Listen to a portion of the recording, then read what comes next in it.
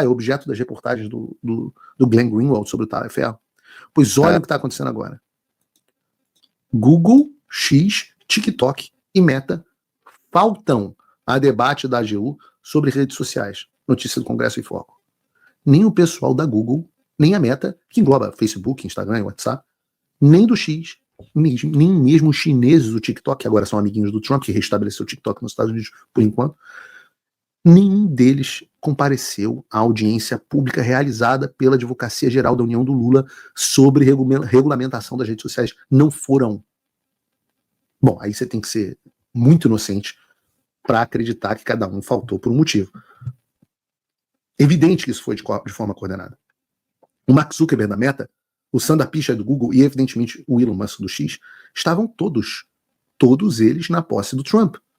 O Bill Gates da Microsoft, fundador da Microsoft, ainda um dos principais acionistas, encontrou com o Trump recentemente a portas fechadas dentro da casa do Trump em Mar-a-Lago e disse que saiu impressionado.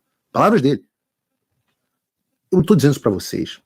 Alguém tem que prestar atenção. Corta aqui para mim de novo. A onda que o Alexandre surfou para implementar a censura no Brasil, essa onda, ela veio dos Estados Unidos. Essa onda já deu na praia.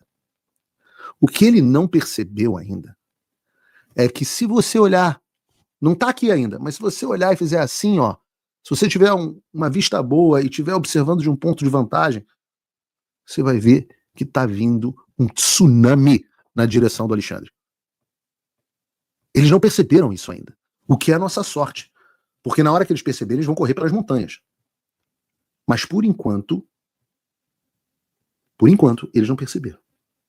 Essa época em que as redes sociais censuraram todo mundo com apoio do governo americano e financiamento do governo americano, onde o governo americano promovia, financiava e dava o arcabouço teórico financeiro para o complexo industrial da censura, isso acabou.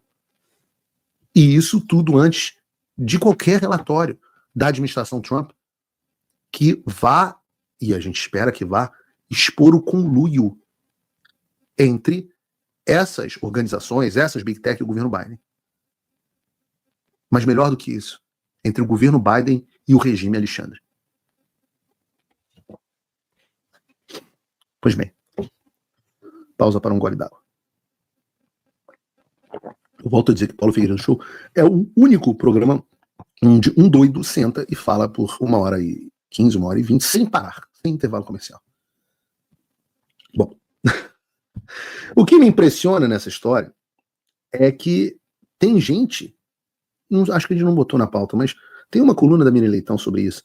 Tem gente que acha que o Donald Trump está alheio ao que está acontecendo no Brasil. Tem gente que acha. E aqui tem 2 pontos. O primeiro é que o entorno do Trump é claro que está atento em relação ao Brasil, e isso ficou claro quando nós vimos as falas recentes do meu amigo Steve Bannon. Essa notícia está disponível no site do Paulo Figueiredo Show, e o resumo da ópera é que o Steve Bannon, que todo mundo sabe que é o cara que idealizou a existência do Donald Trump como líder desse movimento nacional populista, foi estrategista-chefe da primeira campanha dele, é um cara muito próximo do Trump. Eu fui aliás, tem até aqui, ó, por um acaso está até aqui. Eu fui um mês atrás no lançamento de um livro sobre do Steve Bannon, e tá aqui, ó, Rebels, Rogues and Outlaws, esse livro aqui. Eu fui no lançamento desse livro, o convite do próprio Steve Bannon, e se você for abrir o livro, você vai ver, por exemplo, olha as pessoas que foram no programa do Steve Bannon. Olha aqui, ó, conhece? Robert Kennedy Jr., um dos caras mais próximos do Trump. Se eu abrir aqui não dá tempo de eu ficar abrindo, mas conhecem? Tucker Carlson. O que mais? São as pessoas que foram fotografadas. Eu já fui também, mas o negro me deu moral, já vou chegar nesse ponto, a ponto de me botar nesse livro de fotos aqui. Mas se você abrir, você vai ver Kash Patel, você vai ver... os nomes são vários aqui, ó. Sebastian Gorka, que era o assessor do Trump de assuntos internacionais. Todo mundo no livro, que foram as pessoas que participam do programa que o Steve Bannon tem aqui, que é o War Room. A boa notícia é que eu estou já há algum tempo em conversas com o Bannon para fazer o War Room Brasil, que vai ser, a princípio, um programa semanal dentro da plataforma do War Room, onde todas essas estrelas participam, onde a gente vai falar sobre Brasil. E eu, inclusive, para irritar bastante o povo, chamei o Alan dos Santos para fazer comigo, para participar comigo e com o Beno dessa empreitada. Vamos ver como é que isso vai repercutir aqui para frente. Tomara que aconteça, tomara que a gente consiga viabilizar. Esse cara que é tão próximo, do Trump, deixou um recado bem claro. O que ele disse? A nossa recomendação é que deve haver sanções severas ao Brasil e particularmente a esse juiz Moraes para não ter nenhum acesso aos Estados Unidos. Bom, quando eu comecei a falar desse negócio, tinha sempre os caras que ficavam os caras da imprensa falando. Aí vinha alguém, ouvia a embaixadora americana xiita do Biden, a Elizabeth, fala, não, isso os Estados Unidos não fariam, isso, não sei o quê. Aí vem o outro, e a Globo News ridiculariza, o outro faz piada, a Miriam Leitão escreve artigo dizendo que o Trump não está prestando atenção no Brasil, e que eu falo assim, cacete, como pode? Mas agora, será que com uma das pessoas mais próximas do Donald Trump, será que ele falando, verbalizando num discurso, onde ele também disse que em algum momento Eduardo Bolsonaro será presidente do Brasil, e eu torço para que de fato seja, porque eu acho que eu conheço o Eduardo melhor do que o público, e digo que seria assim, um dos grandes presidentes transformadores da nossa história, ele está dizendo que essas sanções estão vindo. E eu acho que, finalmente, não são só as pessoas que estão ao redor do Trump cientes dessa situação. Mas o Trump também tá. O Trump não é um cara de bravata. Ele não é um cara que fala as coisas por falar. As pessoas acham que ele está fazendo bravata e aí vão ver que a fala dele tem coisa séria por trás. Ele fala as coisas com bastante significado. E o Trump deu um recado direto para o Brasil. Vejam aqui. Com o presidente brasileiro, como o senhor vê a relação com a América Latina e o Brasil? Excelente, deve ser excelente. Eles precisam de nós. Muito mais do que nós precisamos deles. Aliás, nós não precisamos deles, todos precisam de nós. O recado é muito claro. O Trump sabe o quanto que o Brasil come na mão dos Estados Unidos. E o Brasil precisa muito dos Estados Unidos. E ele vai além, dizendo que o Brasil precisa mais dos Estados Unidos do que os Estados Unidos precisam do Brasil. E eu já falei de maneira mais extensa sobre esse compromisso do Trump com a liberdade de expressão, no programa de hoje, inclusive, mas o negócio é que se Lula e o Alexandre não começarem a dançar conforme a música, e mesmo que comecem a dançar, as consequências virão. O Trump já falou disso diretamente no caso dos BRICS e do plano de substituição do dólar por uma moeda comum entre os países do bloco, ameaçando qualquer um que se aventurasse a tentar ir contra a utilização do dólar como moeda internacional, que foi colocado como uma prioridade pelo Lula e que é uma coisa absolutamente discutida aqui. Além disso, o Zuckerberg, depois das reuniões com o Trump, reforçou que a ideia do governo é combater a censura, a liberdade de expressão, inclusive fora da América, em parceria com o governo. Então, tanto o Lula, com essas falas malucas pró-China dele, quanto o Alexandre, que faz no Brasil o mesmo que fizeram com o Trump nos Estados Unidos, esses caras estão na mira do governo americano. Ninguém pode ter dúvida disso.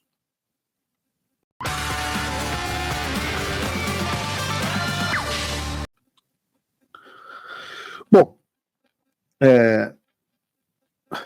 não sei se está aqui na nossa pauta, deveria estar aqui nesse momento, falha minha de não ter revisado, mas deveria estar aqui nesse momento a ideia de que estas sanções não são mais, o vídeo está aqui na agulha, essas sanções não é só mais o Trump que percebe, ou melhor, não é mais só o Paulo Figueiredo falando, não é mais só o Steve Bannon falando, parece que finalmente a esquerda está percebendo aquilo que eu venho dizendo há muito tempo, que é o fato de que a política externa dos Estados Unidos em relação ao Brasil será dura para o Brasil.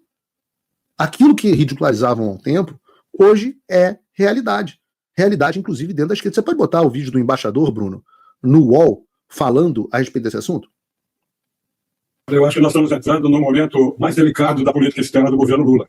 Quer dizer, você tem não só a relação bilateral com os Estados Unidos, você tem a COP30, você tem o BRICS agora em junho, você tem a questão do Panamá, a questão da Venezuela, você tem a questão da imigração, que pode afetar os brasileiros, você tem a questão das tarifas, que também pode, de alguma maneira, afetar os interesses do Brasil. E você tem também uma frase que ele pronunciou ontem, e uma decisão que ele tomou ontem também, que é a liberdade de expressão.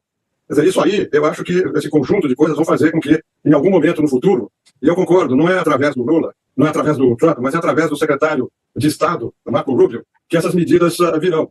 Vocês devem ter acompanhado que já houve 2 manifestações da Câmara dos Representantes dos Estados Unidos, a Câmara dos aquela que a imprensa não cobriu, aquela que foi obtida graças ao nosso trabalho. É isso mesmo? Peraí, vocês estão ouvindo um cara dentro do UOL, que é o Rubens Barbosa, que é ex-embaixador do Brasil em Washington, dando um banho de realidade nos caras. Ele está falando assim, olha, a situação do Brasil é péssima, vocês devem observar que já houve 2 manifestações, aquelas que eu colei aqui para vocês, e que teve gente que falou assim, isso não é nada, não acredito mais em nada, não deu em nada, e aí, o que aconteceu disso? É a dificuldade de entender como é que as coisas acontecem. Que não existe plantação, não existe colheita sem plantação. Então você vai plantando, você vai regando, aí daqui a pouco você colhe os frutos. Isso aqui foi a plantação. Quem está dizendo? É o Paulo Figueiredo? Não. É o embaixador Rubens Barbosa dentro do UOL. Será que agora alguém vai começar a me ouvir? Será que a imprensa vai continuar ignorando os acontecimentos aqui, fingindo se esconder embaixo da cama, fingindo que não viram? Vejam. Em relação a questões aqui no Brasil. Foi mandada uma carta de alguns deputados da Comissão de Relações Exteriores para o Comitê de Direitos Humanos da OEA, pedindo que fosse aberta uma investigação sobre o Brasil por causa justamente da liberdade de expressão de americanos aqui no Brasil. Essa foi a carta do Chris Smith. Bom, vocês devem lembrar de quem é o Chris Smith, né? Aquele que comandou a audiência da qual fiz parte. E se não fosse feito isso, que eles iam retirar o apoio financeiro do governo americano à Comissão de Direitos Humanos da OEA. E a outra medida foi um projeto de lei apresentado por uma deputada republicana que determina a cassação do visto para o ministro Alexandre de Moraes. Isso já existe. O projeto não é da deputada americana apenas, a deputada americana a qual ele está se referindo é quem? Nossa querida, deputada americana mais amada do Brasil, Maria Elvira Salazar.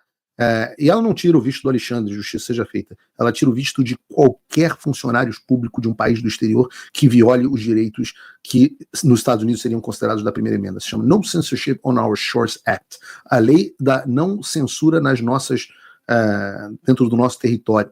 Né? Então é disso que ele está falando. Porque eu digo que não é só para o Alexandre. É para todo mundo do STF, é para o Gonê, é para os policiais federais, é para uma lista que está sendo cuidadosamente compilada. E sim, o projeto de lei já existe, está correto o embaixador. Então, eu acho que nós vamos ter um período muito desafiante em termos de relações políticas entre os estados. Eu acho que a relação... Desafiantes, o que ele quer dizer é que fudeu. Por isso que eu falo que não adianta, você tem que falar português. Porque ele fala, período desafiante e tal, os evangélicos mais linhaduros não gostam que eu fale palavrão, mas um período desafiante para os nossos... é muito diferente de dizer fudeu pro Lula e pro Moraes. Eu é o bom português, eu falo palavrão por causa disso. Vocês me desculpem, mas é a forma direta de dizer o que está acontecendo. Entre os governos vai ser muito difícil, mas a relação entre os estados vai continuar normalmente. Como o Trump falou, é verdade, a gente depende mais dos Estados Unidos pelo comércio, pelo investimento, e por medidas que não sejam tomadas que impactem no Brasil, do que nós podemos influir contra os interesses dos Estados Unidos. Então vamos ter que aguardar, ter uma atitude pragmática, uma atitude tranquila e não reagir, como aparentemente eu recebi agora cedo um vídeo, não sei se é verdadeiro, com uma reação do presidente Lula, que eu acho que não cabe, não devia reagir a nada que seja dito pelo governo americano em relação às relações bilaterais.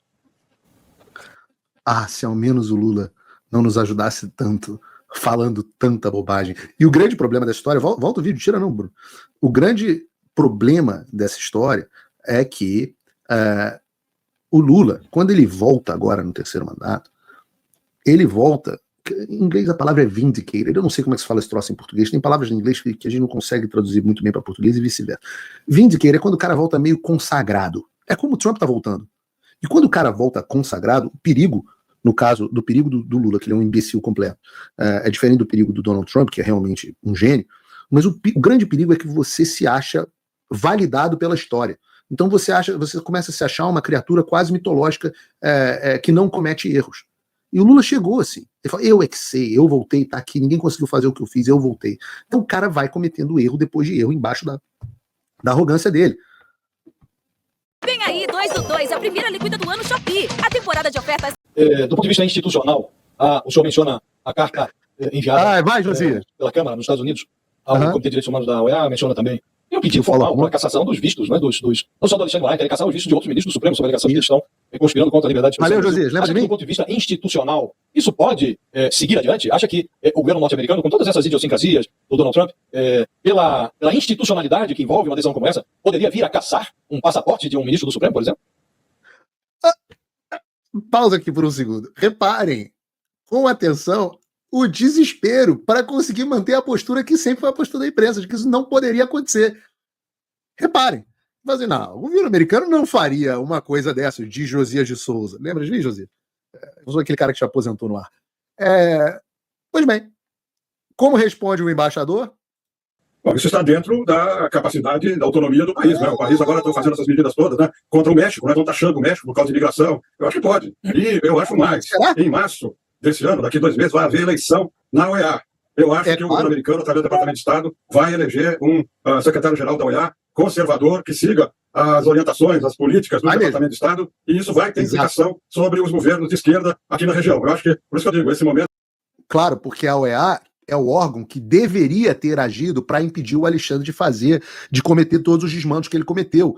Mas a OEA foi omissa no Brasil, foi omissa na Venezuela, foi omissa na Bolívia, e isso eu digo para vocês, eu acho que eu sei quem será a pessoa, e eu digo para vocês, acabou a putaria na OEA. Vai acabar.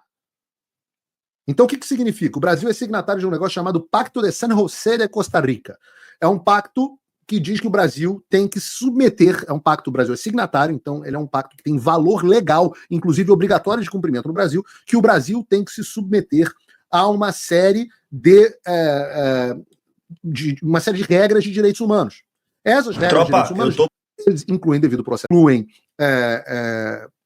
incluem liberdade de imprensa, liberdade de expressão, imunidade parlamentar, etc, etc. São regras do qual o Brasil é signatário. E aí o que acontece? Caso o Brasil viole estas regras, a Corte Interamericana de Direitos Humanos julga os casos e julga o caso do Brasil. O que aconteceu até agora? Como eles dominam a OEA, o Brasil, inclusive, coisas que a gente vai aprender no próximo governo, né? O Bolsonaro, por exemplo, nomeia os representantes para a OEA, os caras da Comissão Interamericana nomeou os caras do Gilmar Mendes. Imagina, né? Para a CVM, aquele vagabundo daquele João não sei lá das quantas. João Ascioli, eu acho. Para a OEA, o cara do Gilmar Mendes. Aí você vai vendo quanto que o Deep State vai sendo ocupado pelos caras que são inimigos. O Trump também fez isso. Só que agora o Trump volta mais sábio. Só que é o seguinte, o que acontece? Já existe, eu acho que quase uma centena, pelo menos dezenas de ações do Brasil e de brasileiros, como eu entrei com uma gigante com a Carla Zambelli em novembro de 2022, dentro da Comissão Interamericana de Direitos Humanos. Aí todo mundo fica falando, mas Paulo, você vai, não dá em nada. Não dá em nada. Vocês estão vendo aonde que a gente quer chegar? Você tem certeza que vai dar alguma coisa? Não. Mas você planta. Do mesmo jeito que você que é agricultor, você planta, você não sabe se a semente vai dar fruto. Mas você planta, você sabe que se você não plantar, não vai dar fruto. Agora, com carta do Congresso, vocês estão entendendo a plantação que vem sendo feita? Tem gente que só vai acreditar na colheita, mas a plantação está sendo feita. O embaixador está explicando para vocês. Não acreditem em mim, não acreditem no cara de esquerda dentro do UOL. Nós estamos vivendo, talvez seja o momento mais delicado da política externa brasileira nesse governo atual. E aí há muito tempo que nós vamos precisar de atitudes profissionais do Itamaraty, não respostas ideológicas e respostas partidárias. A situação é muito complicada, afeta a todo mundo, e o Brasil terá muito a perder se abrir um flanco, né, de oposição ao governo americano. O Brasil já abriu, embaixador, um flanco de oposição. O Brasil já abriu um flanco de oposição. Esse flanco foi o Brasil surfou na onda e se tornou o grande expoente da política que foi derrotada no mundo.